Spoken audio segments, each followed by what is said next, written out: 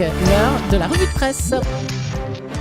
Tous les jours, elle lit, elle décrypte, elle décortique. Bonjour Natacha Polony. Bonjour Jean-Philippe, bonjour Julie, bonjour à tous. Ce matin, une de vos journaux, les tenants de la politique du pire. En Israël comme à Gaza ont déjà gagné. Libération, Israël, Hamas, l'escalade. L'humanité sous les bombes avec la population de Gaza.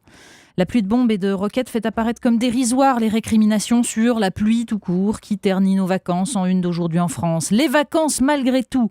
Oui, certes, mais peut-on vraiment ignorer le reste du monde ? Alors, puisque Marianne nous voit tous en victimes autoproclamées, pourquoi pas victimes aussi de la météo ? En une de l'hebdomadaire, tous victimes. Sarkozy des juges, Gattaz du soviétisme d'État, Dieudonné du sionisme, Kerviel de la Société Générale, la Société Générale de Kerviel. Dans le dossier, le sociologue Jean-Pierre Le Goff y voit un effet de l'individualisme exacerbé qui efface le conflit social au profit de la demande de reconnaissance pour la subjectivité souffrante des individus. Bah oui, parce qu'une victime ne fera jamais la révolution.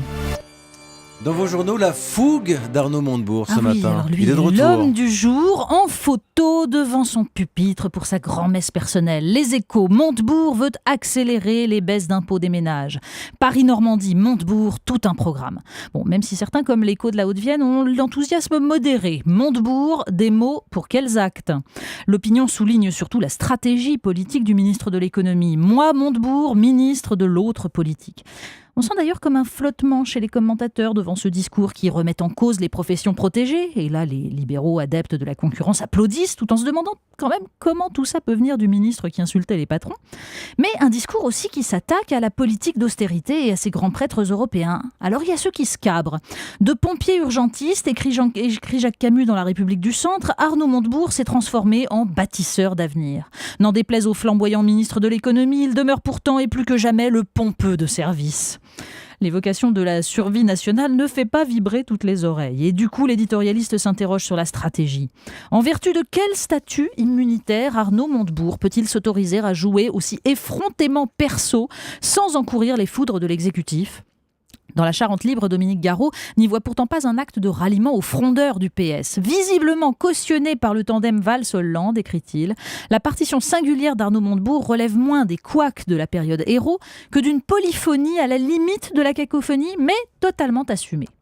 Alors, stratégie concertée du gouvernement pour couvrir tous les champs idéologiques de la gauche ou déclaration de guerre entre les deux ambitieux candidats à la primaire PS sous le regard d'un François Hollande jouant le retrait ? Oui, parce que le président de la République, lui, il serait plutôt dans un positionnement façon reine d'Angleterre. Ou René Coty, précise un commentateur dans Le Parisien, président de la 4e République à la vacuité sidérale. Et figurez-vous que c'est, nous dit le titre de l'article du Parisien, une opération reconquête. La preuve par la photo, il faut aller la regarder. François Hollande, entouré de pin-up absolument sublimes, en fait les hôtesses de la caravane du Tour de France. Et entre deux jolies blondes, il affiche le même sourire intelligent qui avait incité, souvenez-vous, l'AFP à censurer une photo de lui dans une salle de classe. Mais bon, là, à l'époque, il n'était pas encore en opération reconquête. C'est vache parce qu'on n'est pas obligé de sourire intelligemment quand on est entouré de jolies filles. Ça peut arriver. Enfin bon. Sans doute, ça doit être ça. Également dans le journal, une histoire d'espionnage pour de vrai, Natacha. Oui, alors ça, c'est la une du Figaro. Espionnage, la colère de Berlin contre Washington. Libération, Le Parisien reviennent aussi sur cette affaire d'agent double qui a justifié l'agacement d'Angela Merkel. Dans le Figaro, Nicolas Barotte souligne combien l'Allemagne avait jusqu'alors tout accepté pour préserver les bonnes relations avec les États-Unis et les négociations sur le traité transatlantique. Mais on s'aperçoit tout à coup qu'il n'y a pas d'alliés. Le temps de la guerre froide et de sa division simple du monde, écrit-il, est bel et bien terminé. Pour chaque pays, il ne s'agit plus de protéger un camp, mais de défendre des intérêts. On appelle ça la géopolitique, un mot que apparemment les Européens sont les seuls à avoir oublié. Une histoire d'espions et de militaires français également. Oui, il y a aussi des espions français et le Figaro Magazine nous propose de les suivre aussi bien devant leurs ordinateurs qu'au fin fond du Sahel. Une image en fait de la puissance française. Mais derrière ces beaux récits, la peinture craquelle et l'arrière-boutique est moins reluisante. France, ton armée fout le camp. Ça, c'est le titre d'une enquête dans Marianne qui dresse le bilan accablant des coupes budgétaires et de la misère de nos armées.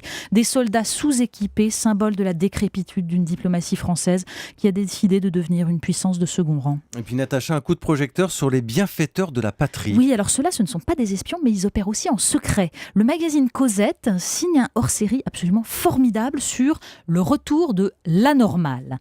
Et dans ce hors-série, Cosette nous présente les membres de l'Untergunther, un groupe secret fondé dans les années 80 par des collégiens du quartier latin et qui s'est fixé pour mission la restauration des parties non visibles du patrimoine.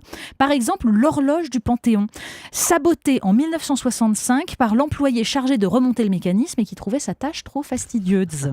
Et donc, évidemment, ils ont fait ça en secret parce que ce sont des actions affranchies des lourdeurs administratives, mais juste pour la beauté du geste. Ça alors, toujours dans le même numéro de Cosette. Eh bien, un article sur des prix scientifiques insolites. Alors, à côté des prestigieux prix Nobel, il y a les IG Nobel. Vous prononcez Ig Nobel à l'anglaise, ignoble. Quoi. Une organisation loufoque qui couronne les recherches scientifiques, certes très sérieuses, mais dont l'objet semble totalement absurde, comme l'étude sur la lévitation des grenouilles, celle sur la nécrophilie homosexuelle chez le canard colvert, ou sur le fait que se pencher vers la gauche fait apparaître la tour Eiffel plus petite. Alors c'est très sérieux parce que la recherche sur le fait que les spaghettis secs se cassent toujours en plus de 2 morceaux a permis de résoudre en fait un problème physique absolument crucial. Autre prix signalé par Cosette et qui mérite d'être connu, les Darwin Awards, qui récompensent des comportements stupides ayant entraîné la mort ou la stérilisation de leur auteur, ce qui leur interdit évidemment de reproduire le gène de la stupidité. En 2014, une Américaine qui a percuté un camion poubelle avec sa voiture tandis qu'elle postait sur sa page Facebook depuis son smartphone « Cette chanson Happy me rend trop heureuse ». Et ou alors, ce autre prix en 2014, c'est 21 djihadistes irakiens qui ont fait exploser par erreur leur véhicule piégé pendant le tournage d'un clip de propagande. Et là, on se dit que malheureusement, il y a trop peu de lauréats à ce prix et le gène se transmet notamment en Israël et en Palestine. La revue de presse de Natacha Polony. Petite pause, Merci. Natacha. Mais oui, petite vacances. Bien méritée. À partir de lundi, c'est Samuel Etienne qui prendra le relais qu'on est ravis de retrouver aussi sur l'antenne d'Europe 1. Merci Natacha. Merci, au revoir.